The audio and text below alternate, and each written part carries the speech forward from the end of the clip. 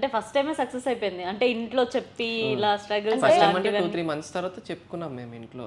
అది కాకుండా దాని తర్వాత మాకు చాలా పెద్ద గొడవ అయింది. నేను కోల్కతా వెళ్ళిపోతున్నాను. దీనికి చెప్పాను, ఇంకా నీకు నాకు ఎలాంటి రిలేషన్ లేదు, నేను ఏదో అప్పుడు అలా అనిపించి నేను యాక్సెప్ట్ చేస్తాను కానీ నాకు అయితే ఇంట్రెస్ట్ లేదు, ఇంకొద్దు అని చెప్పి వెళ్ళిపోయాము. తిను కూడా ఓకే వద్దులే అయితే నీ ఇష్టం అని చెప్పేశాడు. వెళ్ళిపోయాము, మాట్లాడలేదు, ఏం లేదు.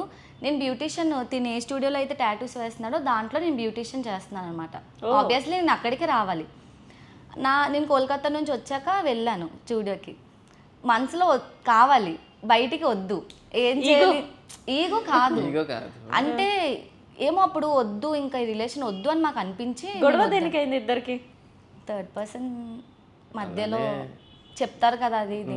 వీళ్ళు వాళ్ళు కొంచెం అంటే ఏమంటారు దాన్ని, ఏంటి కావాలని కావాలని అంటే నా ఫ్రెండ్ ఒక అమ్మాయి ఉంది, ఆ అమ్మాయికి తినంటే ఇంట్రెస్ట్.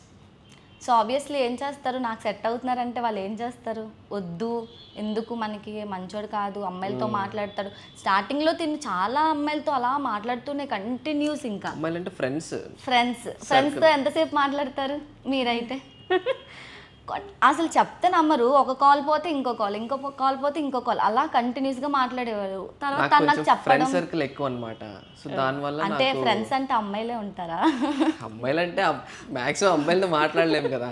అమ్మాయిలు అనుకోండి కొంచెం కేర్ తీసుకుంటారు. నాకు చెప్పింది ఈ అబ్బాయి కొంచెం తేడాలా ఉన్నాడు, అమ్మాయిలతోనే ఉంటున్నాడు, చూసుకో అది ఇది అంటే ఇంకా నాకు కూడా భయం వేసింది, ఎందుకురా బాబు మనకి అని చెప్పేసి నాకు వద్దు అని చెప్పేసాను.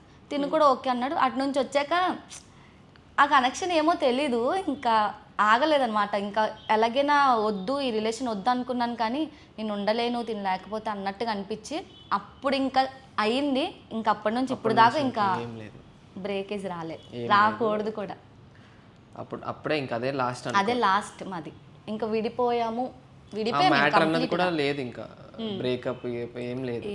ఇప్పుడు మాట్లాడుతున్నాడా కంటిన్యూగా గర్ల్స్ తోని? ఇప్పుడు అంత సీన్ లేదు. ఇప్పుడు ఏ అమ్మాయి మాట్లాడినా సిస్టర్ అనేస్తాడు. ఆ విషయంలో చాలా ఎవరినైనా అమ్మ లేదా సిస్టర్ ఆ ఉద్దేశంతో కూడా చూడ్డు, మాట్లాడు. వాళ్ళు కూడా నా సంగతి తెలుసు కాబట్టి అసలు అంత చాయిస్ తీసుకో. అంటే ఏం తెలుసు నీకు అడిగితే చెప్తాడు. చెప్పొచ్చుగా మరి, మాట్లాడచ్చు. హెల్త్ బాగాలేదన్నావు కదా. లేదు అలా అని కాదు. ఫ్రెండ్ ఒక అమ్మాయి ఉంది, స్కూల్ ఫ్రెండ్, మెసేజ్ చేసి అంటే తిన బర్త్డేకి విష్ చేయడానికి అని చేసింది. ఎంత మాట్లాడుతూనే ఉన్నాడు, నాకు కోపం వస్తుంది. చెప్తున్నాను నేను సైకిల్ చేస్తున్నాను ఆపే ఆపే అంటే ఆపకుండా కంటిన్యూస్గా మాట్లాడుతున్నాడు. చాలా ఇయర్స్ తర్వాత కాల్ చేసింది తను.